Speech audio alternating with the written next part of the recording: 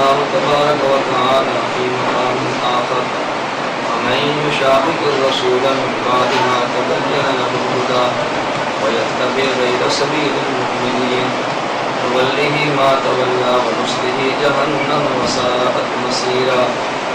عن عبد الله بن عمر رضي الله تعالى عنهما قال قال رسول الله صلى الله عليه وسلم إن الله لا يجمع أمة محمد على الضلالة اللهم صل على محمد وعلى آل محمد كما صليت على إبراهيم وعلى آل إبراهيم إنك حميد مجيد. اللهم بارك على محمد وعلى آل محمد كما باركت على إبراهيم وعلى آل إبراهيم إنك حميد مجيد.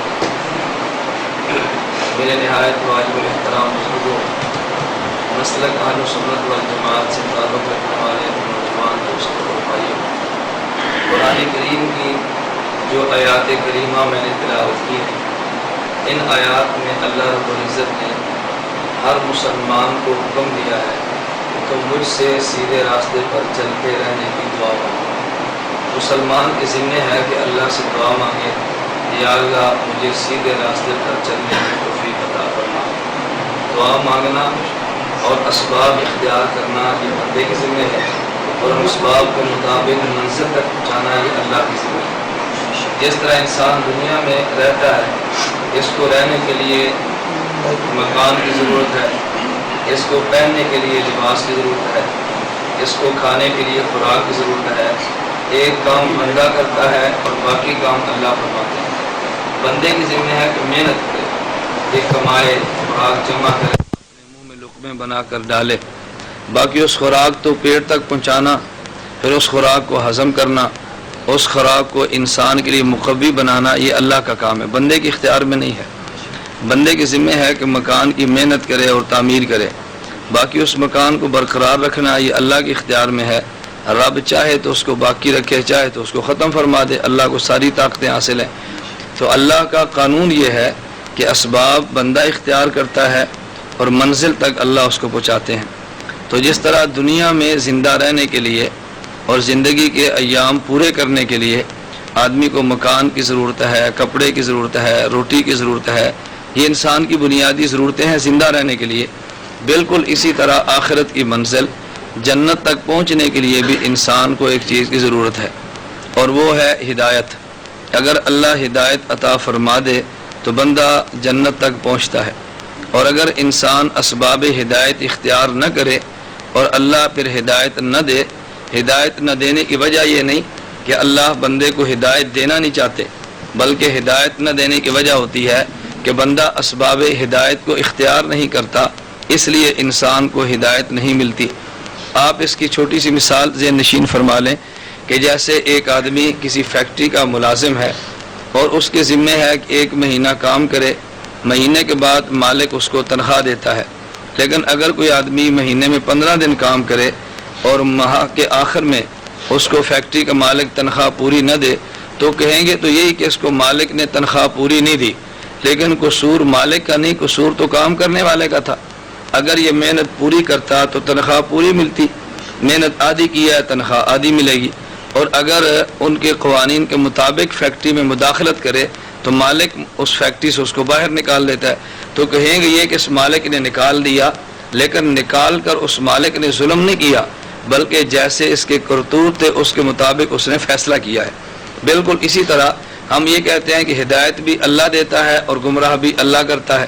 اب اس کا مطلب یہ نہیں ہوتا کہ اللہ بندے کو گمراہ کرنے پر خوش ہوتے ہیں، بندہ اسباب ہی ایسے اختیار کرتا ہے کہ جو ہدایت کی طرف نہیں لے کر جاتے بلکہ ضلالت اور گمراہی کی طرف لے کر جاتے ہیں۔ تو جب اسباب بندہ اختیار کرے گا اور بندہ گمراہی کے سارے کام کرے گا تو گمراہ تو بندہ ہوگا لیکن نسبت اللہ کی طرف ہوگی۔ بالکل ایسے ہی جیسے میں نے آپ کے سامنے عرض کیا کہ آدمی فیکٹری میں ملازمت اختیار کرنے کے بعد اگر مہینہ بھر فیکٹری میں نہ جائے تو آخر میں یہ کہیں گے کہ مالک نے اس کو تنخواہ دی اور اس کو تنخواہ نہیں دی۔ اب لوگ کہیں گے جی مالک نے بہت ظلم کیا ہے، اس غریب آدمی کو تنخواہ نہیں دی، اس کو دینی چاہیے تھی۔ کہتے مالک نے ظلم نہیں کیا، ظلم اس غریب کا ہے کہ اس کے بچے تھے، اس کی اولاد تھی، اس کے گھر والے تھے، اس کو چاہیے تھا جب فیکٹری کے اندر یہ بھرتی ہوا تو کام کرتا، جب اس نے چھٹیاں کی ہیں اور مہینہ بھر نہیں گیا تو تنخواہ نہیں ملے گی نا۔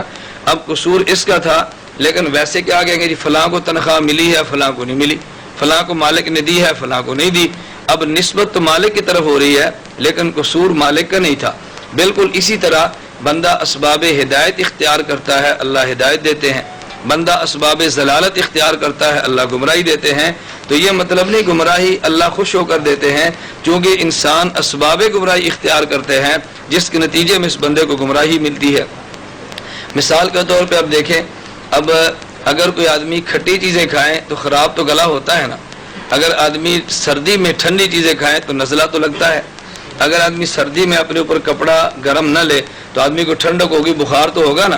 لیکن اب پوچھیں بھی اگر اللہ نہ چاہتا تو بخار نہیں ہو سکتا تھا، تو اللہ کے چاہنے سے ہوا۔ لیکن جب آپ نے کام ایسے کیے کہ جس پر اللہ نے نتیجہ بخار رکھا ہے تو نتیجہ بخار ہی آئے گا۔ جب سردی کے موسم میں کپڑے نہ پہنے تو اللہ کا فیصلہ ہے کہ اس پر سردی آئے گی تو سردی آنی ہے نا۔ اب کہہ دو جی اللہ چاہتا تو سردی نہ لگتی، اللہ نے ظلم کیا کہ سردی لگا دی۔ جب اللہ نے حکم دیا کہ تم گرم کپڑے پہنو تو آپ نے کیوں گرم کپڑے نہیں پہنتے؟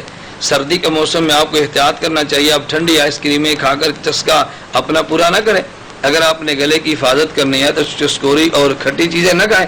اب کھٹی چیز ہم کہتے ہیں جب گلا خراب ہوگا تو نسبت کیا ہوگی جی اللہ نے خراب کر دیا ہے، تو اللہ نے خراب نہیں کیا، اللہ نے یہ اپنے قانون میں چیزیں لکھی ہیں کہ تم کھانا کھاؤ گے پیٹ بھر جائے گا، پانی پیو گے پیاس بجھ جائے گی، یہ دوائی لو گے تم ٹھیک ہو جاؤ گے، کھٹی چیزیں کھاؤ گے گلا خراب ہوگا، ترش چیزیں کھاؤ گے یوں ہوگا، سردی میں کپڑوں کا اہتمام نہیں کرو گے بخار ہوگا، اللہ نے لکھی ہے۔ تو میں کہتا ہوں بالکل اسی طرح اللہ نے ہدایت اور گمراہی کے قانون بنائے ہیں، ان قوانین پہ چلو گے ہدایت مل جائے گی اور ان قوانین پہ چلو گے تو گمراہی مل جائے گی۔ تو اصول ہدایت بھی اللہ نے قرآن میں رکھ دیے ہیں اور اصول گمراہی بھی اللہ نے قرآن میں رکھ دیے ہیں۔ مجموعی طور پہ دو اصول ہدایت ہیں اور مجموعی طور پہ دو اصول ضلالت اور گمراہی ہے۔ ہدایت کے دو اصول ہیں، بالکل ضلالت کے بھی دو اصول ہیں۔ ہدایت کے دو اصول کون سے ہیں؟ نمبر ایک اجتہاد اور نمبر دو تقلید۔ یہ اجتہاد کے یہ ہدایت کے اصول ہیں۔ اللہ رب العزت نے نبی کریم صلی اللہ علیہ وسلم پر شریعت تو اتاری ہے پورے 23 سال میں، لیکن اس شریعت کے احکام اتارے ہیں اللہ نے 10 سالہ مدنی دور میں، اور شریعت اور دین نے چلنا ہے قیامت تک کے لیے۔ اب دیکھیے جس زمانے کے لیے احکام ہے وہ ہزاروں اور نامعلوم لاکھوں سالوں کا ہوگا، ہمارے علم میں نہیں ہے، لیکن اللہ نے احکام دیے ہیں 10 سال میں۔ اب 10 سال میں ملنے والے احکام انسان کی لاکھوں سال کی زندگی کے لیے کافی ہو جائیں، اس کی یہی صورت تھی کہ اللہ کچھ اصول ارشاد فرما دیتا اور باقی اصولوں سے نکالنے کے لیے امت کو افراد دے دیتا کہ ان افراد اصولوں کی روشنی میں مسائل نکالیں کہ تم عمل کر لو۔ تو اللہ نے پہلا اصول دیا ہے اجتہاد کا۔ بعض مسئلے قرآن میں موجود ہیں، حدیث پیغمبر میں موجود ہیں، رسول اکرم صلی اللہ علیہ وسلم کی سنت سے ثابت ہیں، امت کے اجماع سے معلوم ہوتے ہیں، اور جو مسائل وہاں پہ نہ ہوں قرآنی اصولوں کی روشنی میں مجتہد نکالتا ہے امت کے سامنے پیش کرتا ہے، اس کا نام ہے اجتہاد۔ تو ایک ہدایت کا اصول ہے اجتہاد۔ ہدایت کا معنی کہ آدمی یہ چاہے کہ میں ہر موقع پہ سیدھے راستے پر چلوں، ہر موقع پر مجھے رہنمائی ملے، میں جہاں بھی جاؤں میں شریعت پہ عمل کر لوں۔ عمل کیسے کرے گا؟ اس کے لیے اللہ نے اجتہاد دیا ہے اور امت کو مجتہد دیے ہیں۔ اور ہدایت کا دوسرا اصول کہ جو اجتہاد کی نعمت نہیں رکھتا، اجتہاد کی صلاحیت نہیں رکھتا، اجتہاد کی طاقت اس کے پاس نہیں ہے، تو وہ آدمی اجتہاد نہ کرے تقلید کر لے تو اس کو تقلید کے ذریعے شریعت کے مسائل مل جائیں گے۔ تو ہدایت کے دو اصول ہیں، نمبر ایک اجتہاد اور نمبر دو تقلید۔ بالکل ایسے ہی جیسے دنیا کی چیزوں سے نفع اٹھانے کے لیے اللہ نے دو چیزیں عطا فرمائی ہیں، نمبر ایک ایجادات اور نمبر دو اعتمادات۔ یہ دو چیزیں ہیں، اگر ایجاد اور اعتماد موجود ہو انسان دنیاوی چیزوں سے فائدہ اٹھاتا ہے، اجتہاد اور تقلید موجود ہو تو انسان دینی علوم میں اور شریعت کے مسائل میں نفع اٹھاتا ہے۔ دیکھیں دنیا میں دو چیزیں ہیں، نمبر ایک ایجادات اور نمبر دو اعتمادات، ایک ایجاد اور ایک اعتماد۔ شریعت میں تحقیق کا نام اجتہاد ہے اور دنیاوی امور میں تحقیق کا نام ایجاد ہے۔ ایجاد میں بھی خالق موجد نہیں ہوتا، خالق اللہ ہوتا ہے۔ اجتہاد میں بھی اصل شریعت کا شارع وہ مجتہد نہیں ہوتا بلکہ اللہ ہوتا ہے، تو ایک موجد کہلاتا ہے اور ایک مجتہد کہلاتا ہے۔ اب دیکھیں مثال کے طور پہ پانی کے اندر اللہ نے بجلی رکھی ہے، مگر ہم پانی سے بجلی نہیں نکال سکتے۔ پانی سے بجلی نکالنا ایک ایجاد ہے. پہلے پانی سے بجلی نہیں نکلتی تھی، جب تحقیق ہوئی تو پانی سے بجلی نکل آئی. اب اس کا مطلب یہ نہیں کہ جب اللہ نے پانی کو پیدا کیا اس وقت اس کے اندر بجلی تھی نہیں، بجلی اس وقت بھی تھی، لیکن جب تحقیق ہوئی، ایجادات کی دنیا میں انسان نے ترقی کی ہے تو اسی پانی سے بجلی بھی نکلی ہے نا. بجلی پہلے سے موجود تھی لیکن نکال کر انجینئر دیتا ہے. بجلی پہلے سے موجود ہے، نکال کر موجد دیتا ہے، لیکن اس بجلی کا خالق انجینئر نہیں ہوتا، خالق اللہ ہوتا ہے، نکالتا انجینئر ہے. بالکل زمین سے کوئلہ اور گیس یہ نکالتا انجینئر ہے، خالق اللہ ہے. تو جس طرح ان ایجادات میں انسان موجد ہوتا ہے اور اصل خالق اللہ ہوتا ہے، بالکل اسی طرح شرعی مسائل میں مجتہد قرآن کی آیت سے وہ مسئلہ نکالتا ہے جو مسئلہ پہلے سے موجود ہوتا ہے لیکن ہمیں اس کا علم نہیں ہوتا، تو مجتہد اس قرآن کے تحت سے مسئلہ نکالتا ہے. تو شریعت میں تحقیقات کا نام اجتہاد ہے اور اعتماد کا نام تقلید ہے، اور دنیاوی علوم میں تحقیق کا نام ایجاد ہے اور اس پر عمل کرنے کا نام اعتماد ہے. اب دنیاوی چیزوں سے اگر نفع حاصل کرنا چاہے اس کا ایک ہی طریقہ ہوگا کہ ایک آدمی موجد ہو، تحقیق کرے، اور دوسرا آدمی اعتماد کرے اور اپنے گھر کو روشن کر لے. بالکل اسی طرح شرعی مسائل میں ایک آدمی اجتہاد کرے گا اور دوسرا آدمی اس پہ تحقیق کر کے اعتماد کرے گا اور شریعت پر عمل کر لے گا. دنیاوی لائن میں اگر ایجادات ختم ہو جائیں تو دنیاوی چیزوں سے نفع نہیں ہو سکتا، اور اگر ایجادات موجود ہوں، ماہرین انجینئر پر اعتماد ختم ہو جائے تب بھی دنیاوی چیزوں سے نفع نہیں اٹھایا جا سکتا. بالکل اسی طرح شریعت میں اگر اجتہاد نہ ہوتا تو شریعت کے مسائل کا علم نہ ہوتا، اور اگر تقلید نہ ہوتی تو ان مسائل پہ عمل نہ ہوتا. تو وہاں ایجاد اور اعتماد چاہیے، یہاں اجتہاد اور تقلید چاہیے. اور اسی طرح گمراہی کے بھی دو اصول ہیں، ایک کا نام الحاد اور ایک کا نام بدعت. ایک کا نام الحاد اور دوسرے کا نام بدعت. الحاد اور بدعت کا معنی، الحاد کہتے ہیں کہ شریعت کے ثابت شدہ مسئلے کا انکار کر دینا، اور بدعت کہتے ہیں غیر ثابت شدہ مسئلے کو شریعت کا حصہ بنا دینا. اگر ایک مسئلہ شریعت میں ثابت ہو اس کا انکار کر دو تو یہ بھی جرم ہے، اور اگر ایک مسئلہ شریعت میں نہ ہو آپ اس کو شریعت کا حصہ بنا دو تو یہ بھی جرم ہے. تو ثابت شدہ مسئلے کا انکار بھی نہ کرو اور غیر ثابت شدہ مسئلے کو دین کے اندر داخل بھی نہ کرو، پھر انسان ہدایت پر رہتا ہے، انسان ضلالت اور گمراہی سے بچ جاتا ہے. الحاد اور بدعت کی ایک مثال ذہن نشین فرما لیں. الحاد اور بدعت کی مثال ایسی ہے کہ جیسے اللہ رب العزت نے قرآن کریم میں شریعت اور دین کو مثال دی ہے کھیتی سے، کزارن اخرج شطأہ. اللہ فرماتے ہیں اس دین کی مثال ایسے ہے کہ جیسے کھیتی ہے، یہ دین کی اور شریعت کی اللہ نے مثال دی ہے. اب دیکھیں کسان محنت کرتا ہے تو محنت کرنے کے بعد زمین میں فصل اگتی ہے، محنت کرتا ہے زمین میں درخت اگتے ہیں. اب یہ درخت انار کے ہوں گے، مالٹے کے ہوں گے، کنو کے ہوں گے، آم کے ہوں گے. اور جو کھیتی آپ نے اگائی ہے وہ گندم ہے، وہ مکئی ہے یا چاول اور کھیتیاں ہیں. جب کسان محنت کرے اور کھیتی تیار ہو جائے اس کے بعد دو قسم کے نقصانات کا خطرہ ہوتا ہے کھیتی میں. نمبر ایک، یا تو اس کھیتی کو کیڑا لگ جائے گا اور اس کھیتی کے کبھی تنے کو برباد کرے گا، کبھی پتے کو تباہ کرے گا، اور کبھی پھل کو کھا جائے گا، پھل کے اندر کیڑا لگے گا. اور کبھی یوں نہیں ہوگا بلکہ اس کھیتی کے اندر آپ نے جڑی بوٹیاں بوئی نہیں ہے مگر وہ اگاتی ہیں، گھاس اگایا. اب اس کا کیا نتیجہ ہوگا؟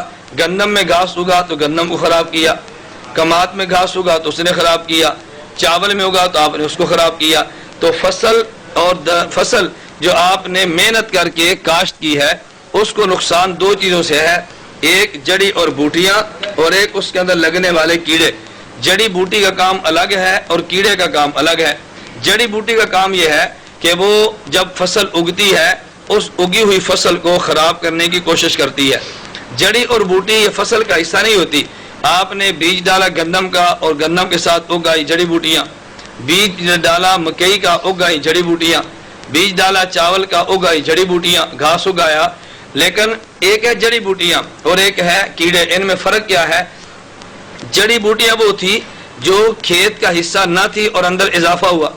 اب اگر ان کو اب کھیت کا حصہ سمجھ لیں تو یوں سمجھیں کہ آپ نے کھیت کو برباد کر دیا. ضروری ہے ان جڑی بوٹیوں کو تلف کریں تاکہ خالص کھیت رہ جائے.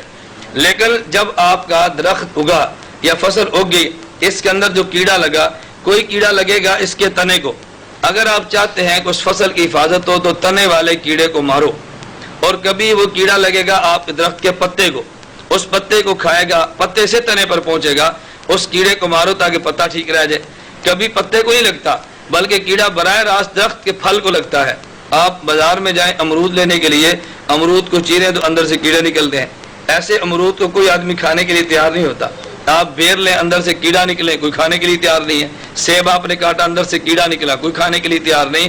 اب تنے سے لگنے والے کیڑے کو بھی ختم کریں، پتے کے کیڑے کو بھی ختم کریں، اور اس کے اندر جو پھل لگا ہے اگر اس پھل کو کیڑا لگا تو اس کو بھی ختم کریں۔ لیکن ہوگا یہ کہ تنے میں لگنے والے کیڑے کو ختم کرنے والی دوائی اور ہوگی، اور پتے میں لگنے والے کیڑے کو ختم کرنے والی دوائی اور ہوگی، اور پھل میں لگنے والے کیڑے کو ختم کرنے والی دوائی اور ہوگی۔ یہ سپرے اور ادویات مختلف قسم کی ہیں۔ تو فصل کو بچانے کے لیے دو چیزوں سے حفاظت کرنا ضروری ہے، نمبر ایک کیڑا، اور نمبر دو جڑی بوٹیاں۔ اب کیڑے کا کام کیا ہے؟ وہ اصل فصل کو تباہ کرتا ہے، اور جڑی بوٹی کا کام یہ ہے اصل فصل کے ساتھ غیر فصل کو بھی شامل کرتا ہے۔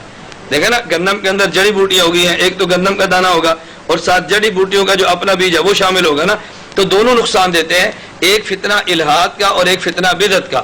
الحاد کا فتنہ ایسے ہے جیسے آپ کے کھیت کے لیے کیڑا، یہ اصل دین کو مٹاتا ہے، ثابت شدہ دین کا انکار کرتا ہے۔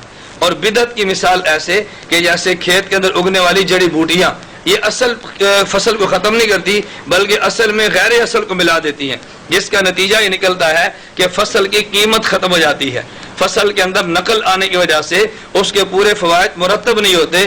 بالکل اسی طرح شریعت کے باغ اور دین کے باغ کو ختم کرنے کے لیے دو چیزیں ہوتی ہیں، نمبر ایک الحاد اور نمبر دو بدعت۔ الحاد کہتے ہیں ثابت شدہ مسئلے کا انکار کر دینا، اور بدعت کہتے ہیں غیر ثابت شدہ مسئلے کو شریعت کا حصہ بنا لینا۔ تو جس طرح الحاد سے بچنا ضروری ہے، بالکل اسی طرح بدعت سے بچنا بھی ضروری ہے۔ اچھا، ایک بات آپ اور ذہن نشین فرما لیں، جیسے میں نے آپ سے عرض کیا نا کہ الحاد اور بدعت میں تھوڑا سا فرق ہے، وہ یہ کیڑا جو ہے یہ کبھی تنے کو لگتا ہے، کبھی پتے کو لگتا ہے، اور کبھی درخت کو لگتا ہے۔ بالکل اسی طرح جو الحاد کا فتنہ ہے کبھی عقائد پہ آتا ہے، عقائد سے بڑھ کر کبھی مسائل پہ آتا ہے، اور مسائل سے بڑھ کر کبھی مستحبات اور آداب پہ آتا ہے۔ ہر قسم کے فتنے ہوتے ہیں۔ کوئی الحاد کا فتنہ پیدا ہوگا، وہ بعض عقائد کا انکار کر دے گا۔ ایک الحاد کا فتنہ آئے گا، وہ اعمال اور مسائل کا انکار کر دے گا۔ ایک فتنہ آئے گا، مستحبات کا انکار کر دے گا۔ کئی قسم کے فتنے پیدا ہوں گے نا۔ کوئی آدمی ختم نبوت پہ حملہ کرے گا، کوئی آدمی حجیت حدیث پہ حملہ کرے گا، کوئی آدمی قرآن کریم پہ حملہ کرے گا، کوئی آدمی صحابہ کے معیار حق ہونے پہ حملہ کرے گا، کوئی آدمی ائمہ کے اجتہاد پہ حملہ کرے گا۔ مختلف قسم کے ہوں گے۔ کوئی مستحبات کا انکار کرے گا، آپ کہتے ہیں جی نماز کے بعد دعا مانگنی چاہیے، نہیں جی نہیں مانگنی چاہیے، مستحب پہ حملہ ہو گیا۔ یہ 15 شعبان کو روزہ رکھنا چاہیے، نہیں جی بدعت ہے نہیں رکھنا چاہیے، حملہ ہو گیا۔ قیام کرنا چاہیے، نہیں جی نہیں کرنا چاہیے۔ تو بعض حملے مستحبات پہ ہوتے ہیں۔ تو میں نے کہا الحاد کے حملے کبھی عقیدے پہ، کبھی مسئلے پہ، اور کبھی مستحبات پہ۔ اور بدعت عقیدے مسئلے کو ختم نہیں کرتی بلکہ اصل دین کا حلیہ بگاڑ دیتی ہے۔ اور دونوں میں فرق کیا ہے؟ آپ ایک بات ماشاءاللہ پڑھے لکھے لوگ بڑی اچھی طرح سمجھتے ہیں۔ جیسے میں نے کیڑے اور جڑی بوٹی سے مثال دی ہے، آپ دنیا میں گھوم پھریں، پوری دنیا میں جس خطے میں آپ جائیں گے تو گندم ایک ہی ہوگی۔ یہ نہیں ہوگا کہ پاکستان کی گندم لمبی ہو اور انڈیا کی گندم چوڑی ہو، یہ نہیں ہوگا یہاں کی گندم کا وزن تھوڑا ہو اور وہاں کی گندم کا ایک ایک دانہ پاؤ پاؤ کا ہو۔ گندم پوری دنیا کی ایک شکل کی ہوگی، مکئی پوری دنیا کی ایک شکل کی ہوگی، آم پوری دنیا کا ایک شکل کا ہوگا، مالٹا دنیا کا ایک شکل کا ہوگا۔ اس کے ہلکی ہلکی ڈیزائننگ میں فرق ہوگا، بنیادی ڈھانچہ ایک ہوگا۔ پوری دنیا میں گھومے انسان ایک طرح ہے، یہی دو ٹانگیں، یہی دو پاؤں، یہی دو اس کے ناک، یہی کان، یہی اس کے دو کان، یہی ناک، یہی آنکھیں، ایک ہی طرح کا ہے نا۔ یہ اسی طرح بنیادی ڈھانچہ ایک طرح کا ہوگا، لیکن ہر ملک کا کیڑا الگ الگ ہوگا، ہر ملک کی جڑی بوٹیاں الگ الگ ہوں گی نا۔ آپ ہمارے علاقے میں آئے تو وہاں کی جڑی بوٹیاں اور ہیں، لاہور میں آئے تو جڑی بوٹیاں اور ہیں، اور بیرون ملک امریکہ جائیں تو اور ہیں۔ تو جس علاقے کی جو جڑی بوٹی ہوگی اس علاقے کے مطابق سپرے ہوگا نا۔ اسی طرح جس علاقے کا کیڑا ہوگا تو سپرے اسی کے مطابق ہوگا۔ تو میں نے کہا دنیا کی فصلیں ایک جیسی ہوتی ہیں، لیکن اس فصل کو خراب کرنے والی سنڈیاں، اس فصل کو خراب کرنے والے کیڑے اور اس فصل میں اگنے والی جڑی بوٹیاں یہ الگ الگ ہوتی ہیں۔ بالکل اسی طرح سنت دنیا میں ایک ہوگی، لیکن اس سنت کو مٹانے کے لیے جڑی بوٹیاں ہر علاقے کی الگ الگ ہوں گی۔ بدعات ہر علاقے کی الگ ہے، الحاد ہر علاقے کا الگ ہے۔ کسی ملک کا الحاد یہ ہوگا کہ ہم قرآن کریم کے اندر شک کرتے ہیں، الیاذ باللہ، قرآن پہ حملہ۔ کسی علاقے کا حملہ یہ ہوگا ہم نبی کی ختم نبوت پہ حملہ کرتے ہیں، یہ حملہ ہوگا. کسی علاقے کا حملہ کیا ہوگا، ہم جی 20 تراویح کو نہیں مانتے. کسی جگہ پر حملہ ہوگا ہم فقہ کو نہیں مانتے. کوئی کہے گا مجتہد کو نہیں مانتے. الگ الگ الہاد کے فتنے ہوں گے. میں نے کہا الہاد کا معنی گیا کہ ثابت شدہ مسئلے کا انکار کر دینا. قرآن کا وجود ثابت ہے، انکار کرنا الہاد ہے. صحابہ کا وجود ثابت ہے، انکار کرنا الہاد ہے. معجزات پیغمبر ثابت ہے، انکار کرنا الہاد ہے. بالکل اسی طرح 20 رکعت تراویح ثابت ہے، اس کا انکار کرنا الہاد ہے. اجتہاد ثابت ہے، انکار کرنا الہاد ہے. فقہا کی فقہ ثابت ہے، انکار کرنا الہاد ہے. ختم نبوت ثابت ہے، اس کا انکار کرنا الہاد ہے. تو ہر علاقے میں آپ جائیں نا، قادیان کا فتنہ الگ ہے، لاہور کا فتنہ الگ ہے. ہر علاقے کا الگ الگ فتنہ ہوگا نا. اور بالکل اسی طرح جڑی بوٹیاں بھی الگ ہوگی. کہیں قل کا مسئلہ ہوگا، کہیں میلاد کا مسئلہ ہوگا، کہیں صلات کا مسئلہ ہوگا، کہیں جنازے کی بعد دعا کا مسئلہ ہوگا، کہیں ہیلا اسقاط کا مسئلہ ہوگا، کہیں مختلف قسم کے الگ الگ ہوں گے. تو میں یہ عرض کرنا چاہتا ہوں کہ جس طرح دنیا میں فصل ایک طرح کی ہوتی ہے اور وہاں پہ جڑی بوٹیاں اور سنیاں الگ الگ ہوتی ہیں، تو پوری دنیا میں سنت ایک طرح کی ہوگی، لیکن اس سنت پر حملہ کرنے والے الہاد اور بدعت ہر علاقے کی الگ الگ ہو. پوری دنیا میں سنت نہیں بدلتی. تو ہدایت کے اصول کتنے ہیں؟ 2. نمبر 1 اجتہاد اور نمبر 2 تقلید. اور بدعت گمراہی کے اصول 2. نمبر 1 الہاد اور نمبر 2 بدعت. ایک فتنہ الہاد کا ہوگا اور ایک فتنہ بدعت کا ہوگا. ہمارے ذمہ ہے ہدایت کے دونوں اصولوں کو بھی تھام لیں، اور ہمارے ذمہ ہے کہ بدعت اور الہاد کے فتنوں سے بھی بچ جائیں. اچھا ایک بات اور ذہن نشین فرمائے، الہاد کا فتنہ کہاں سے آتا ہے اور بدعت کا فتنہ کہاں سے آتا ہے؟ الہاد کا فتنہ کہاں سے پیدا ہوگا اور بدعت کا فتنہ کہاں سے پیدا ہوگا؟ ہدایت تو بڑی آسان سی ہے کہ مجتہد اجتہاد کرتا ہے اور مقلد اس پر عمل کرتا ہے، وہ تو اپنی بات پہ چل رہے ہیں، ان میں تو کوئی فتنے کا اندیشہ نہیں ہے، گمراہ ہونے کا اندیشہ نہیں ہے، ان کو بھٹکنے کا راہ سے کوئی اندیشہ نہیں ہے. اندیشہ ہوگا الہاد اور بدعت کا. الہاد کا فتنہ کہاں سے پیدا ہوتا ہے اور بدعت کا فتنہ کہاں سے پیدا ہوتا ہے؟ ان دونوں باتوں کو ذہن نشین فرما لیں. الہاد کا فتنہ یہ ہوتا ہے بے ادبی کا، اور علم کا فتنہ ہوتا ہے جہالت کا. الہاد کا فتنہ ہوتا ہے حد سے زیادہ تجاوز کر جانے کا، اور بدعت کا فتنہ ہوگا کم علمی کی وجہ سے. ملحد وہ آدمی ہوگا کہ جس کے پاس علم کے 2 لفظ ہوں گے لیکن بے ادب ہوگا. کیا مطلب؟ خود 2-4 اس نے کتابوں کا مطالعہ کر لیا، قرآن کریم کے ترجمے پڑھ لیے، اس نے عربی کی گرامر کو پڑھ لیا، کچھ تھوڑا سا علم آیا نا. اب کہتے ہیں حضرت ابو بکر صدیق عربی جانتے تھے تو میں بھی جانتا ہوں. ابو بکر صدیق نے اللہ کے نبی کو دیکھا ہے تو میرے پاس نبی کا ذخیرہ موجود ہے، اور جتنی حدیثیں ابو بکر صدیق کے پاس رضی اللہ عنہ اس سے زیادہ تو میرے پاس ہے. کیوں؟ حضرت ابو بکر صدیق تو تھے مدینہ منورہ میں، اور نبی پاک سے حدیثیں سیکھنے والے صحابہ وہ تو دنیا میں پھیل گئے. تو ابو بکر عمر بن خطاب کے سامنے تو حدیثیں تھوڑی سی نا، لیکن میرے سامنے تھوڑی نہیں. وہ صحابہ جو دنیا میں پھیلے ان کی حدیثوں کو لکھ دیا گیا، وہ سارا ذخیرہ تو میرے پاس ہے. تو عمر بن خطاب بھی مجتہد تھا، لیکن اس کے بعد حدیثیں بیان کرنے والے تھوڑے صحابہ تھے، اور میرے پاس نبی کی حدیثوں کا ذخیرہ موجود ہے. اب چند حرف آنے کی وجہ سے اس نے اپنے علم کو ابو بکر کے علم سے بڑھانے کی کوشش کی ہے. چند حروفوں کی وجہ سے اپنے علم کو عمر بن خطاب کے علم سے بڑھانے کی کوشش کی ہے. تو الہاد کا فتنہ کہاں سے آئے گا؟ جب چند حرفوں کی وجہ سے آدمی کا مزاج باغیانہ بنے گا، آدمی کا مزاج بے ادبی والا بنے گا. تو الہاد کا فتنہ آتا ہے چند حروف پڑھ لینے کے بعد، اور بدعت کا فتنہ پیدا ہوتا ہے جہالت کی وجہ سے. اب دیکھیں ہمارے ہاں بھی رواج ہے، آپ کیا بھی ہوگا، اللہ میں ان رسوم اور رواجوں سے محفوظ رکھے. میت کے آدمی کے فوت ہونے کے بعد کبھی نماز جنازہ کے بعد دعا کا مسئلہ پوچھو، بھائی کیوں مانگتے ہو؟ قرآن میں ہے، حدیث میں ہے، فقہا نے لکھا ہے، اس کا کوئی ثبوت ہے؟ اب ثبوت نہیں ہے، لیکن ایک علاقے کا رواج تھا، جہالت کی وجہ سے پکے ہو گئے. بھائی کل کیوں کرتے ہو؟ شریعت ہے. کہتے ہیں شریعت تو نہیں ہے. اب تو اللہ کا فضل یہ ہے، میں کہتا ہوں اللہ نے ایک میڈیا کی وجہ سے کام بہت آسان کر دیا ہے. ہمارے یہاں جب اخبارات پہ اشتہارات چھپتے ہیں تو یہ نہیں لکھا جاتا ہے سنت کل، بلکہ کیا لکھتے ہیں؟ رسم کل.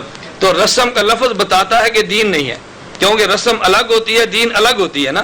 تو رسم کا لفظ ہمارے قلموں سے نکلنا اللہ پاک کی طرف سے غیبی مدد ہے کہ امت سمجھے کہ کل رسم ہے، 10واں رسم ہے، 40واں رسم ہے، یہ دین نہیں ہے. تو رسم کل، رسم 10واں، یہ الفاظ بتاتے ہیں کہ دین نہیں. تو میں نے عرض کیا جہالت کی وجہ سے بدعت پیدا ہوتی ہے، اور علم اور بے ادبی کی وجہ سے الہاد پیدا ہوتا ہے. اچھا پھر نتیجہ کیا نکلتا ہے کہ جو جاہل ہوتا ہے اگرچہ علم کم ہوتا ہے لیکن اس کے اندر محبت خوب ہوتی ہے، محبت کا استعمال غلط ہوتا ہے۔ اور جو آدمی ملحد ہوتا ہے اس کے بعد علم کے چند لفظ ہوتے ہیں اور وہ بے ادب ہوتا ہے۔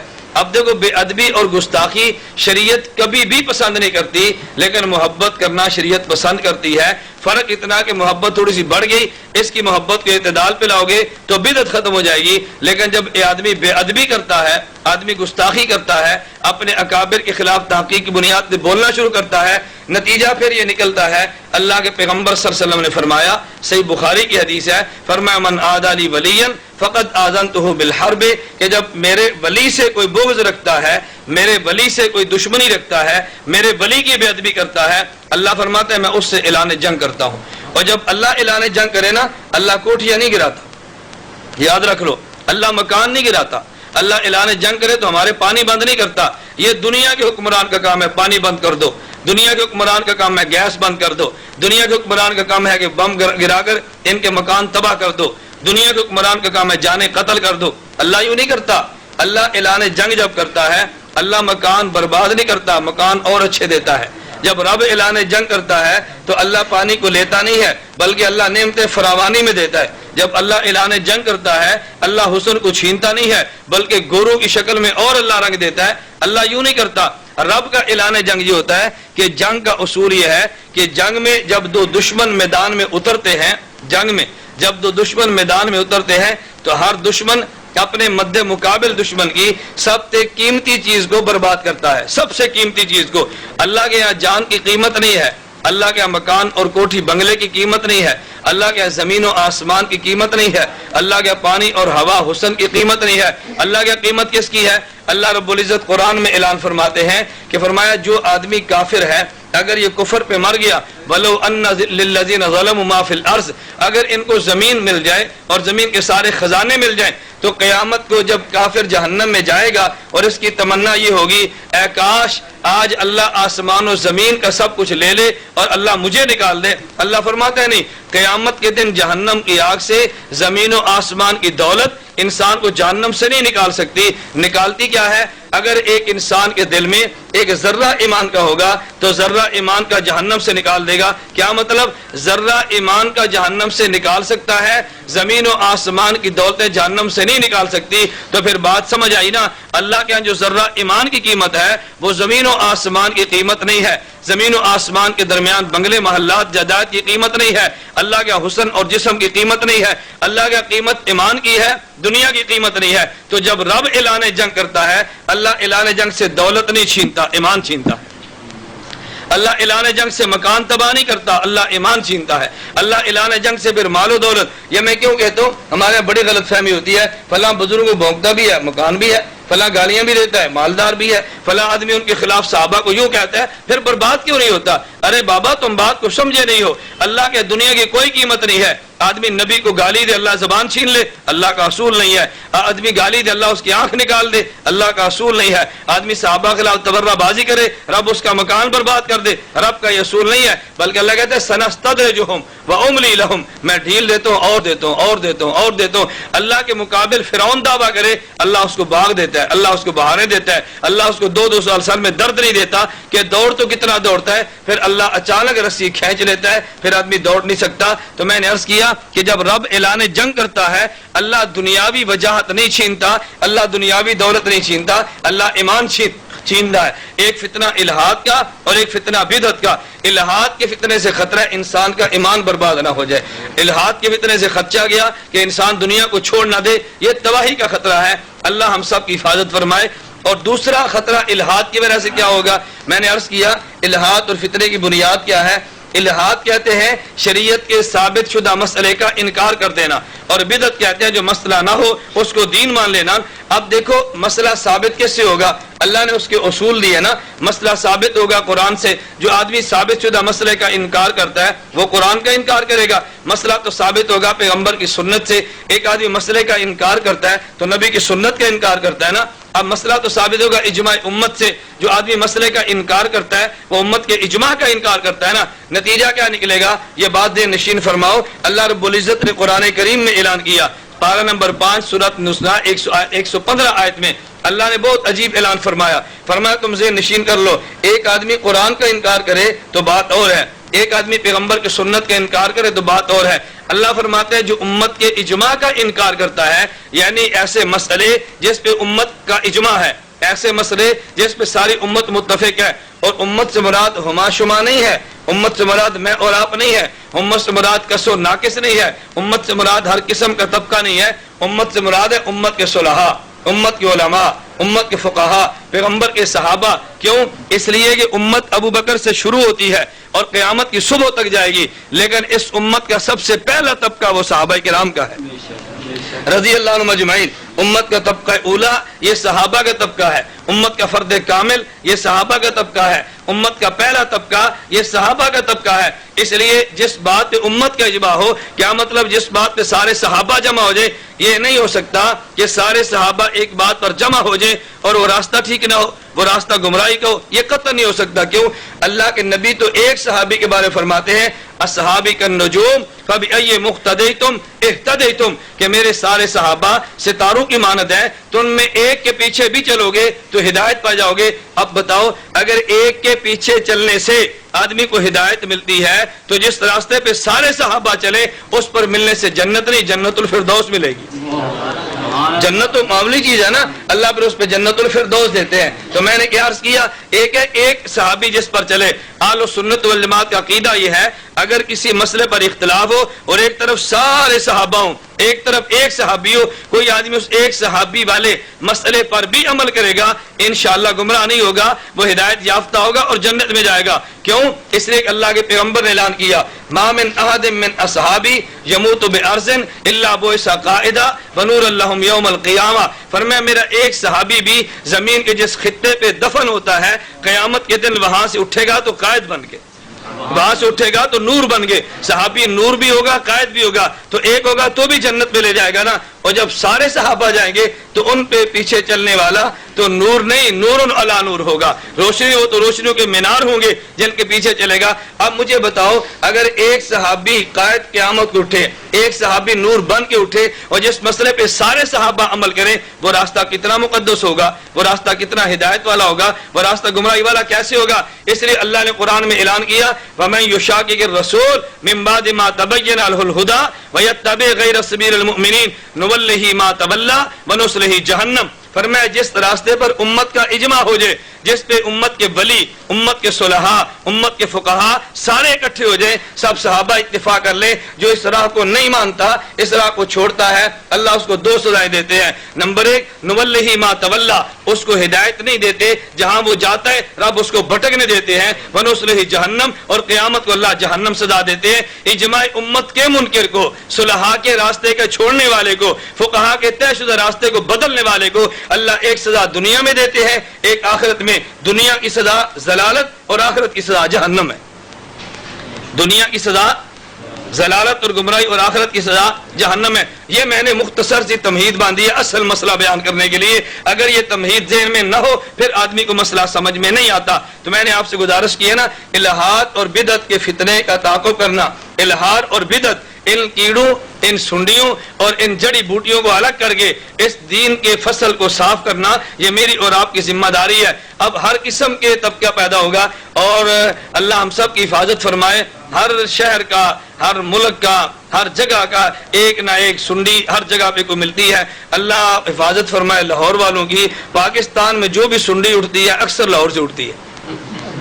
میں گنوانا شروع کروں گا نا، پھر آپ دیکھنا شروع کرا کہ کہاں سے اٹھتے ہیں. اکثر جو بھی فتنے پیدا ہوں گے، اور یہ بھی اللہ کا احسان ہے اس سنڈیوں کا سپرے بھی لاہور سے نکلتا ہے. یہ نہیں لکل فرعون موسیٰ، کہتے ہیں ہر فرعون کے لیے موسیٰ ہوتا ہے. تو جہاں فرعون ہوگا موسیٰ بھی اسی سرزمین پر پیدا ہوگا نا. جہاں سے گمراہی ہوگی اللہ ہدایت بھی وہاں سے اٹھائیں گے. اس لیے آپ یہ نہ سمجھیں اس سرزمین پہ فتنہ پیدا ہوتے ہیں. ہاں یہ سمجھیں کہ سرزمین پہ فتنہ بھی پیدا ہوا اور سرزمین پر اس فتنے کی سرکوبی والے آدمی بھی پیدا ہوئے. ہم کس کھاتے میں؟ جس زمین پر سنڈیاں ہوں گی، جس زمین پر گھاس پھوس ہوگی، جس زمین پر جڑی بوٹیاں ہوں گی، تو اصل تنا بھی اسی زمین پر ہوگا نا، اصل فصل بھی تو اسی زمین پر ہوگی نا، اصل پھل بھی تو وہاں پر ہوگے. ہمارے ذمہ دین کے پودے کو بچانا اور ان سنڈیوں پہ سپرے کر کے ختم کرنا. اللہ ہم سے یہ دین کا کام لے لے اور اللہ میں خالص پودا خود بھی کھانے کی اور اس پودے کے ثمرات کو آئندہ امت تک منتقل کرنے کی توفیق عطا فرمائے. تو ہمارے اس ملک میں بدقسمتی دیکھیں بہت سارے فتنے پیدا ہوئے اور جو بھی فتنہ اکثر بڑا آیا اس نے دھوکہ دینے کے لیے, عجیب بات ہے کہ احمد اس کے نام کا حصہ بن گیا. عجیب بات ہے, مرزا غلام احمد اس کے نام کا حصہ بن گیا. اب بہت سے آئیں گے, میں اب ایک ایک نام لینا شروع کروں. بہت سارے, مرزا غلام احمد یہ بھی فتنہ تھا, سنڈی تھی بہت بڑی. اسی طرح پرویز احمد بہت بڑی سنڈی تھی, آپ کے علم میں. سر سید احمد بہت بڑی سنڈی تھی, آپ کے علم میں. آپ کو بہت سارے احباب اس کو اتنی جلدی قبول نہیں کریں گے. جب پہلی بار گفتگو آدمی ایک مطلب چونک اٹھتا ہے کہ ہم نے کیا سنا اور ہمارے سامنے ہوا گیا. اتنی باتیں نشین فرما لو کہ دشمن اپنے مخالفین کو اچھے اچھے لقب نہیں دیتا, یہ بات نشین کر لو. خیر یہ پھر کبھی اللہ نے توفیق عطا فرمائی, اس کا عنوان اس کی باری ہے تو پھر صحیح. آپ اس شخص کے بھی نظریات کو جانتے نہیں ہیں. جنت کا منکر ہے, جہنم کا منکر ہے, آسمان کا منکر ہے, جنت کی نعمتوں کا منکر ہے. تہذیب اس کی آپ کتاب پڑھیں, اس میں اس کے نظریات کا مطالعہ کریں. کتنے نظریات کا وہ انکار کر گیا, اللہ حفاظت فرمائے. اور ایک وہ سنڈی جس کا میں نے آج تذکرہ کرنا ہے, اس کا نام ہے جاوید احمد, ہمارے لاہور کا ہے, جاوید احمد غامدی. اس نے بھی اس دین کو برباد کرنے کے لیے کئی مسئلے پیش کیے, اور مسئلے وہ پیش کیے جس کا تعلق قرآن سے بھی نہیں تھا, مسئلے وہ پیش کیے پیغمبر کی سنت سے بھی نہیں تھا, مسئلے وہ پیش کیے کہ جس کا تعلق اجماع امت سے بھی نہیں تھا, اجماع امت سے کٹ کے ایک نیا راستہ پیش کیا. ایک آدھ اس کا مسئلہ نہیں ہے, اس بدبخت نے مسئلوں کی لائن لگا دی ہے امت کو برباد کرنے کے لیے, امت کو تباہ کرنے کے لیے. اللہ ہم سب کی حفاظت فرمائے. میں چند ایک اس کے نظریات آپ کے سامنے عرض کرتا ہوں, اور کتابوں کے حوالہ جات کے ساتھ. آپ لاہور میں رہتے ہیں, آپ کتابیں دیکھ لیں, فون پہ اس سے پوچھ لیں کہ ہم نے بات سنی غلط ہے یا ٹھیک ہے. پھر ان نظریات کو قرآن پہ پرکھیں, ان نظریات کو پیغمبر کی روایات پہ پرکھیں, ان نظریات کو اجماع امت پہ پرکھیں, تو پھر دیکھیں دین کو تباہ کیسے کیا. اللہ ہم سب کو بات سمجھنے کی توفیق عطا فرمائے. میں نے کہا جاوید احمد غامدی کا فتنہ یہ الہاد کا فتنہ ہے, بدعت کا فتنہ نہیں ہے. الہاد اور بدعت میں فرق سمجھ گئے نا. الہاد کسے کہتے ہیں؟ شریعت کے ثابت شدہ مسئلے کا انکار کر دینا, یہ الہاد کا فتنہ ہے. اور جو مسئلہ ثابت ہے اس کو دین کا حصہ بنانا, یہ بدعت کا فتنہ ہے, یہ الہاد کا فتنہ ہے. اس کے نظریات سنیں. عبداللہ بن مسعود رضی اللہ عنہ فرماتے ہیں, مشکات کتاب العلم میں روایت موجود ہے, فرمایا انزل القرآن ولا سبت احرف, اللہ نے قرآن کو اتارا تو 7 حرفوں میں, اللہ نے قرآن کو اتارا تو 7 لغتوں میں. عرب کے 7 قبیلے تھے جن کی بڑی مقدار میں زبانیں تھیں, اللہ نے ان کی آسانی کے لیے ہر قبیلے کی زبان کی رعایت کرتے ہوئے لفظوں کو اتارا. جیسے آپ پڑھتے ہیں الحمدللہ رب العالمین الرحمن الرحیم مالک یوم الدین, پھر آپ پڑھتے ہیں مالک یوم الدین. آپ قاریوں سے قرات سنتے ہیں نا, تو مالک بھی اللہ نے اتارا, ملک بھی اللہ نے اتارا. یہ جو قرات کا اختلاف ہے اور لغات کا اختلاف ہے, یہ لفظ بدلتے ہیں مگر معنی نہیں بدلتا. میں مثال دینے کے لیے کہتا ہوں, یہ ایسے ہی ہے کہ آپ سے پوچھو یہ کیا ہے تو پنکھا ہے بھائی. کسی مسٹر سے پوچھ لو کیا, اس نے کہنا جی فین ہے. ہم جیسے دیہاتی سے پوچھو کیا, اس نے کہنا جی پنکھا. اب پنکھا کہہ لو یا پنکھا کہہ لو یا فین کہہ لو, کوئی معنی الگ الگ ہے؟ بولتے نہیں, ایک ہی معنی ہے نا, تو ایک ہی معنی ہے. اب یہ 3 لغتیں ہیں, چیز ایک ہے, لغتیں 3 ہے تو معنی ایک ہی ہے. بالکل اسی طرح مالک کا معنی بھی وہ, مالک کا معنی بھی وہ. اور اللہ نے قرآن میں مالک بھی استعمال کیا, ملک بھی کیا ہے. قل اعوذ برب الناس, آگے ہے نا ملک الناس. اب دیکھو ملک لفظ قرآن میں بھی ہے, وہی ملک لفظ سورۃ الفاتحہ میں 2 قبیلے تھے, تو ملک کی بھی اجازت دی, مالک کی بھی اجازت دی ہے, تو 2 لغتوں میں اترانا. عبداللہ بن مسعود رضی اللہ عنہ فرماتے ہیں کہ اللہ نے قرآن کو 7 حرفوں میں اتارا, 7 لغتوں میں اتارا, 7 طریقوں پر اتارا اور پڑھنے کی اجازت دی. اور عبداللہ ابن مسعود رضی اللہ عنہ وہ صحابی ہیں کہ جن کے بارے میں بخاری کی روایت ہے, اللہ کے پیغمبر نے فرمایا استقرئوا القرآن من 4, قرآن پڑھو تو میرے 4 ان صحابہ سے سیکھو. ان میں سے پہلے نام پیغمبر نے عبداللہ بن مسعود کا لیا. عبداللہ بن مسعود وہ صحابی ہیں کہ جن کے بارے ابو موسیٰ اشعری رضی اللہ عنہ کہتے ہیں کہ جب ہم یمن سے مدینہ منورہ آئے تو حضرت عبداللہ بن مسعود کا پیغمبر کے اتنا آنا جانا گھر میں تھا, ہم یہ سمجھتے اہل بیت اور گھر کا فرد ہے. عبداللہ بن مسعود وہ شخص ہے کہ جس کے بارے میں حضور نے فرمایا تھا, عبداللہ جب تم آؤ نا اور میرے گھر میں پردہ نہ لٹکا ہو تو بغیر اجازت کے اندر آؤ, پردہ نہ لٹکاؤ, بغیر اجازت کے اندر آؤ. اور صاحب السواق, صاحب النالین, صاحب الوسادہ ان کے لقب تھے. حضور کا تکیہ اٹھاتے صاحب الوسادہ, حضور کی مسواک دیتے صاحب السواق, نبی پاک کے جوتے اٹھاتے صاحب النالین, پیغمبر کی لاٹھی اٹھاتے صاحب العصا. ایسا مبارک صحابی تھا. اور آخری بات, عبداللہ بن مسعود وہ صحابی ہیں کہ جن کو لسان نبوت سے یہ اعزاز ملا, فرمایا ما حدثکم ابن مسعود فصدقوہ، جو حدیث عبداللہ بن مسعود بیان کرے اس کو سچا جاننا، جھوٹا نہ کہنا۔ عبداللہ بن مسعود کہتے ہیں انزل القرآن ولا سبع احرف، قرآن اللہ نے 7 لغتوں میں اتارا۔ جاوید غامدی کہتے نہیں، کہتے قرآن کی صرف ایک قرات درست ہے، باقی سب قراتیں عجم کا فتنہ ہیں، باقی سب قراتیں عجم کا فتنہ۔ کہتے ہیں اجمیوں کے فتنے ہیں، عربوں کے ہے ہی نہیں۔ اچھا عجیب بات یہ ہے کہ جو ایک قرات غامدی مانتا ہے، یہ جو قرات ہمارے پاس ہے، اس قرات کا قاری عربی نہیں ہے، عاصم اجمی ہے۔ اس قرات کا قاری عربی نہیں ہے بلکہ کون ہے؟ اجمی، کوفہ کا رہنے والا۔ کوفہ تو عجم میں ہے نا، اجمی۔ اور نمبر 2، ہم تک جو قرات پہنچی ہے، اس قرات کا قاری عاصم وہ بھی اجمی، اور اس قاری سے آگے راوی حفص یہ بھی اجمی۔ تو کہتا ہے جی میں ایک قرات مانتا ہوں باقی اجمی ہے، تو جو مانی وہ بھی اجمی نکلی، عربی تو وہ بھی نہ نکلی۔ اب میں کہتا ہوں کم علمی دیکھو اور اس شخص کے مطالعے کی کمی دیکھو، لیکن لوگ اس کو امام مجتہد مانتے ہیں۔ یہ اس نے لکھا قرآن کی صرف ایک قرات درست ہے، باقی سب قراتیں عجم کا فتنہ ہے۔ اس کی کتاب ہے میزان، صفحہ 25، 26، 32 تک اس میں اس نے بحث کی ہے۔ اس نے بہت بڑا انکار کیا ایک ساتھ اچھے قراءات کا، تو الہاد کا فتنہ دیا۔ نمبر 2، پوری امت کا اجماع ہے، اس کا دنیا کا کوئی ذی علم انسان انکار نہیں کرتا۔ قرآن کریم کی آیات گواہ ہیں کہ شریعت کے مصادر، شریعت کے مآخذ اور شریعت کے ادلہ یہ 4 ہیں۔ شریعت کا جو مسئلہ حل ہوگا قرآن سے، مسئلہ حل ہوگا سنت سے، مسئلہ حل ہوگا اجماع امت سے، مسئلہ حل ہوگا اجتہاد شرعی سے۔ یہ 4 اصول اللہ نے قرآن میں دیے ہیں۔ نمبر 1 قرآن، اتبعوا ما انزل الیکم من ربکم، پارہ نمبر 8 سورۃ الاعراف آیت نمبر 3۔ نمبر 2 سنت، قل ان کنتم تحبون اللہ فاتبعونی یحببکم اللہ، پارہ نمبر 3 سورہ آل عمران آیت نمبر 32۔ نمبر 3 اجماع امت، یہ ومن یشاقق الرسول من بعد ما تبین الہدی ویتبع غیر سبیل المؤمنین نولہ ما تولی، اجماع امت، پارہ نمبر 5 سورۃ النساء آیت نمبر 15۔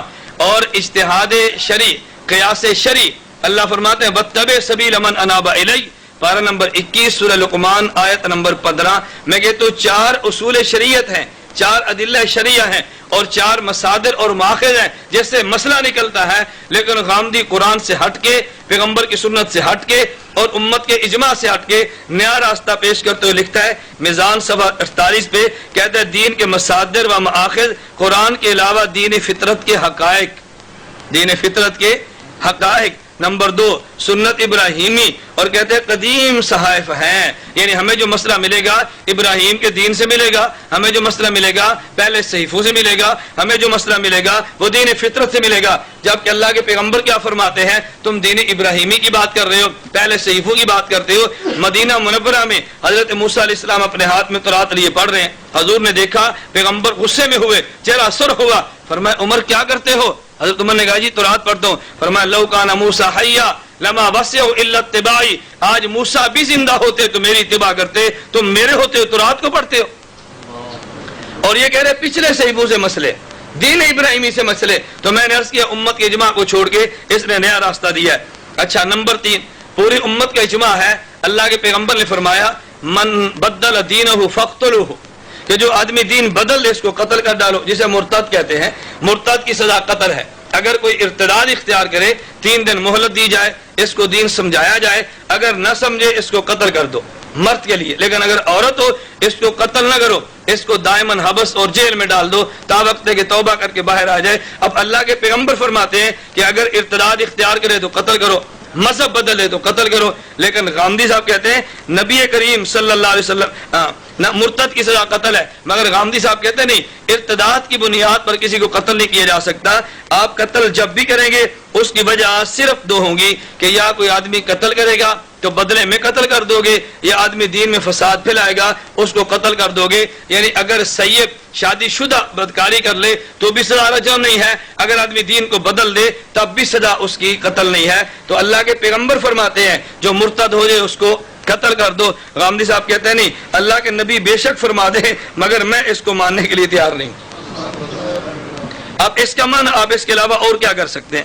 اچھا میں نے عرض کیا اسی طرح نبی کریم صلی اللہ علیہ وسلم کے دین کا کوئی انکار کرے وہ مسلمان نہیں ہو سکتا. مرزا غلام احمد قادیانی نبوت پہ حملہ کرے ہم اس کو مسلمان نہیں مانتے. ابو بکر صدیق کی خلافت کا انکار کرے ہم مسلمان نہیں مانتے. قرآن کی تعریف کا کوئی انکار کرے ہم مسلمان نہیں مانتے. لیکن غامدی صاحب کا فلسفہ سنیے, کہتے ہیں نبی کریم صلی اللہ علیہ وسلم کے بعد کسی شخص کو کافر قرار نہیں دیا جا سکتا. ماہنامہ اشراق صفحہ نمبر 54 دسمبر 2002 کو شائع ہوا. کیا مطلب؟ آج چونکہ دنیا میں فضا چلی ہے نا, تو دنیا کے موافق مسئلے بتانے کے لیے کہتے ہیں حضور تو کسی کو کافر کہہ سکتے, ہم نہیں کہہ سکتے. ظالم ہندو کافر نہیں ہے, سکھ کافر نہیں ہے, یہودی کافر نہیں ہے, عیسائی کے علاوہ مرزائی قادیانی کافر نہیں ہے, بہائی کافر نہیں ہے. جو پیغمبر یا صحابہ کی ذات پہ حملہ کرے گا اس کے خلاف فتویٰ تو آئے گا نا. لیکن چونکہ لوگ اس زبان کو اچھا نہیں سمجھتے, اس لیے غامدی صاحب کہتے ہیں نہیں بھائی نہیں, ہم یہ فتویٰ نہیں دیں گے. ہم کہتے ہیں اللہ کے نبی کے بعد بھی جو کفر اختیار کرے گا وہ کافر ہوگا. اگر مسلمانوں کے بدل لے گا تو مرتد ہوگا. اس کی سزا کیا ہوگی؟ مجھے اس پہ ایک لطیفہ یاد آیا. تاریخ میں ایک مسلمان وزیر کے بارے میں بہت بہترین قصہ بھی ہے, لطیفہ بھی ہے. کہتا ہے وزیر تھا اور اس کا دوست ایک عیسائی تھا. اس وزیر نے عیسائی کو دعوت دی. اس نے کہا کہ یار تم مسلمان ہو جاؤ. اس نے کہا یار مسلمان تو میں ہوتا ہوں, لیکن ایک مجھے تھوڑا سا خدشہ ہے, وہ یہ کہ میں شراب کا عادی ہوں, تو میں شراب نہیں چھوڑ سکتا. اس نے کہا یار تم پہلے مسلمان تو ہونا, یہ مسئلہ بات کیا ہے, تم اسلام کلمہ پڑھ لو, میں وزیر ہوں, میں کس لیے ہوں, تم کلمہ پڑھو. اس عیسائی نے کلمہ پڑھا, مسلمان ہو گیا. اب وزیر نے کہا دیکھ بھائی تو میرا دوست ہے, میں تیری خیر خواہی کی بات کرتا ہوں, کلمہ پڑھ کے تو مسلمان ہو گیا, اب اگر تو نے دین کو چھوڑا تجھے قتل کر دیں گے, مرتد ہو جائے گا. اور اگر تو نے شراب پی تجھے کوڑے ماریں گے. اگر تو نے شراب پی تو کوڑے ماریں گے, اور اگر تو نے شراب کے دین کو بدلا تو تجھے قتل کر دیں گے. اب بتا دو کیا چاہتا ہے. اس نے کہا جی میں ایسے ہی ٹھیک ہوں. اب سزائیں موجود تھی نا تو آدمی فوراً ہو گیا. لیکن غامدی صاحب کا فلسفہ سنیے. غامدی صاحب کہتے ہیں شراب نوشی پر کوئی شرعی سزا نہیں ہے, شراب نوشی پر کوئی شرعی سزا نہیں. ان کی کتاب برہان صفحہ نمبر 138. پوری امت کہہ رہی ہے شراب پہ سزا ہے, صحابہ کا اجماع ہے شراب پہ سزا ہے, مگر غامدی صاحب کہتے ہیں شراب نوشی پر کوئی سزا مقرر, کوئی سزا موجود نہیں ہے. زکوٰۃ کا شریعت نے نصاب متعین کر دیا. اللہ کے نبی نے زکوٰۃ سونے کا نصاب دیا, چاندی کا نصاب دیا, اونٹوں کا نصاب دیا, بکریوں اور بھیڑوں کا نصاب دیا. مگر غامدی صاحب کہتے ہیں نہیں, زکوٰۃ کا نصاب منصوص و مقرر نہیں. قانون عبادت صفحہ نمبر 119. غامدی صاحب نے انکار کر دیا. شریعت نے جن جن مسائل کو بیان کیا, نمبر وار اس ظالم نے ایک ایک مسئلے کا انکار کیا. اگر آدمی کنوارا ہو اور زنا کرے تو سزا اس کے کوڑے, اگر شادی شدہ ہو اور زنا کرے تو سزا اس کی رجم, سنسار کر دو, یہ سزا اس کی. لیکن غامدی صاحب کہتے ہیں نہیں, شادی شدہ اور کنوارے زانی دونوں کے لیے ایک ہی حد 100 کوڑے ہیں. میزان صفحہ نمبر 299. شریعت کا مسئلہ, اگر وارث کافر ہو اور مورث مرنے والا مسلمان ہو تو کافر مسلمان کا وارث نہیں بنتا. غامدی کہتے نہیں, غیر مسلم بھی مسلمانوں کے وارث بن سکتے ہیں. میزان صفحہ نمبر 171. موسیقی اور گانے کے بارے میں نبی کریم صلی اللہ علیہ وسلم کے واضح ارشادات موجود ہیں, حرمت کے بھی موجود ہیں, لعنت کے بھی موجود ہیں. نبی کریم صلی اللہ علیہ وسلم کے بہت سارے اعلانات ہیں. اور انہوں نے فرمایا صوتان ملعونان فی الدنیا والآخرہ, 2 آوازیں ایسی ہیں کہ دنیا آخرت میں اللہ اس پہ لعنت بھیجتا ہے. ان میں سے ایک مرتے جب کوئی مصیبت ہو, رنت عند مصیبت اور مسمار عند نعمت. حضور نے فرمایا جب خوشی ملے تو گانا اور دکھ آئے تو پیٹنا, دونوں پر اللہ کی لعنت آتی ہے. غامدی صاحب کہتے ہیں نہیں, موسیقی اور گانا بجانا بھی جائز ہے. ماہنامہ اشراق مارچ صفحہ 2004 کا. اسی طرح ہمارے پچھلے سال آپ کے علم میں ایک مسئلہ اٹھا تھا, امریکہ نے مسئلہ اٹھایا. امریکہ کو کیا پتا کہ اس کی محنت کے لیے پاکستان میں بہت بڑی کھیپ موجود ہے. مسئلہ یہ تھا کہ عورت مرد کی امامت کرا سکتی ہے یا نہیں کرا سکتی. دنیا اس پہ متفق ہے, عرب و عجم کے علماء متفق ہیں کہ عورت مردوں کی امامت نہیں کرا سکتی. غامدی صاحب کہتے ہیں عورت مردوں کی امامت کرا سکتی ہے. ماہنامہ اشراق مئی 2005. کفار کے خلاف جہاد کا اعلان پیغمبر نے اعلان کیا اور قیامت تک جہاد باقی رہے گا. لیکن غامدی صاحب نظریہ دیتے ہیں, کہتے ہیں کفار کے خلاف جہاد کرنے کا حکم اب باقی نہیں رہا. اور اگر کسی علاقے کو تم نے فتح کر لیا تو مفتوح کافروں سے جزیہ لینا جائز نہیں۔ میزان صفحہ نمبر 270۔ میں نے چند ایک نظریات آپ کے سامنے بیان کیے ہیں جو طے شدہ نظریات تھے اور غامدی انکار کر گیا۔ عجیب بات یہ ہے کہ غامدی صاحب نے کہا جو نبی جو دین ہے نا سنت، اس کی کل تعداد 40 ہے، پھر کہا جی 27 ہے، اس میں داڑھی کا نام و نشان تک نہیں ہے، چونکہ داڑھی خود نہیں رکھتی نہیں نا، سنت کا انکار کر دیا۔ اس طبقے کو قریب کرنا تھا، سنت کا انکار کر دیا۔ تو جس طبقے کو قریب کرنا تھا، جو مسائل ان کے پسندیدہ تھے، غامدی صاحب نے ہمت کر کے ان ایک ایک مسئلوں کا انکار کر کے اور ان کے موافق دین کو دیتا چلا گیا۔ تو میں نے عرض کیا بات دے نشین فرما لو۔ میں پھر خلاصتاً عرض کرتا ہوں کہ ہدایت کے اصول دو ہیں، نمبر 1 اجتہاد اور نمبر 2 تقلید، اور ضلالت کے اصول بھی دو ہیں، نمبر 1 الہاد اور نمبر 2 بدعت۔ الہاد کہتے ہیں ثابت شدہ مسئلے کا انکار کرنا جیسے غامدی کرتا ہے، اور بدعت کہتے ہیں غیر ثابت شدہ مسئلے کو دین کا حصہ بنانا جیسے بدعتی کرتا ہے۔ اللہ ہمیں ہدایت پر چلنے کی توفیق عطا فرمائے، اللہ ہمیں ضلالت اور گمراہی سے بچنے کی توفیق عطا فرمائے۔ اس لیے میں کہتا ہوں غامدی کے بارے میں یہ کسی نے بڑی عجیب بات کی ہے، کہتے ہیں غامدیت دین کی راہوں میں کجبینی کا نام ہے۔ غامدیت دین کی راہوں میں کجبینی کا نام ہے، غامدیت دین کے نام پر بے دینی کا نام ہے۔ غامدیت دین کی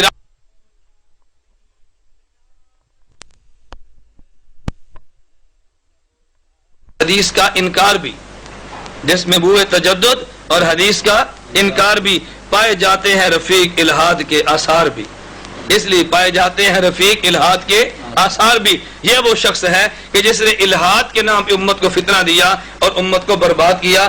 اللہ میں الہاد کے فتنے سے بھی بچائے، اللہ میں بدعت کے فتنے سے بھی بچائے، اللہ میں سنت کے راستے پر چلتے ہوئے اپنی زندگی گزارنے کی توفیق عطا فرمائے۔ ہم مجتہد تو نہیں ہیں لیکن ہم مقلد ہیں، اور ہم تقلید کو سعادت سمجھتے ہیں، ہم تقلید کو سعادت سمجھتے ہیں۔ اللہ مجھے بھی اور آپ کو بھی سنت پر عمل کرتے ہوئے زندگی گزارنے کی توفیق عطا فرمائے۔ وآخر دعوانا ان الحمدللہ رب العالمین، الحمدللہ رب العالمین، والصلاة والسلام علی رسولہ وعلی آلہ وصحابہ اجمعین۔ اے اللہ ہماری عبادات قبول فرما، اے اللہ طاعات قبول فرما، اے اللہ رمضان مبارک کے ساعتوں سے پورا فائدہ اٹھانے کی توفیق عطا فرما، اے اللہ دن کے روزے اور قرآن کی تراویح پڑھنے کی اور رمضان کی راتوں کی تراویح کی توفیق عطا فرما، اے اللہ گناہوں سے بچنے کی توفیق عطا فرما، غیبت اور گلوں اور بد نظری سے بچا لے، اے اللہ تو حرام مال سے محفوظ فرما، اے اللہ ہمیں گناہوں سے بچا، اے اللہ ہمیں گناہوں سے محفوظ فرما، اے اللہ ہماری خطاؤں کو معاف فرما دے، اللہ ہماری خطاؤں سے درگزر فرما، یا اللہ جو مسلمان بیمار ہیں سب کو شفا عطا فرما، اے اللہ روحانی جسمانی بیماریوں سے شفا عطا فرما، اے اللہ جو مقروض ہیں ان کے قرض ادا فرما، اے اللہ جائز حاجات کو پورا فرما، اے اللہ تو مشکلات کو دور فرما، اے اللہ عافیت کے ساتھ دین کا کام کرنے کی توفیق عطا فرما، اے اللہ تو مجاہدین کی مدد اور نصرت فرما، اے اللہ بدر کی طرح نصرت فرما، اے اللہ جو ہمارے اسیر ہیں ان کو رہائی عطا فرما، اے اللہ شہداء کے درجے بلند فرما، اے اللہ تو ہم سب سے راضی ہو جا، اے اللہ تو ہم سب سے راضی ہو جا،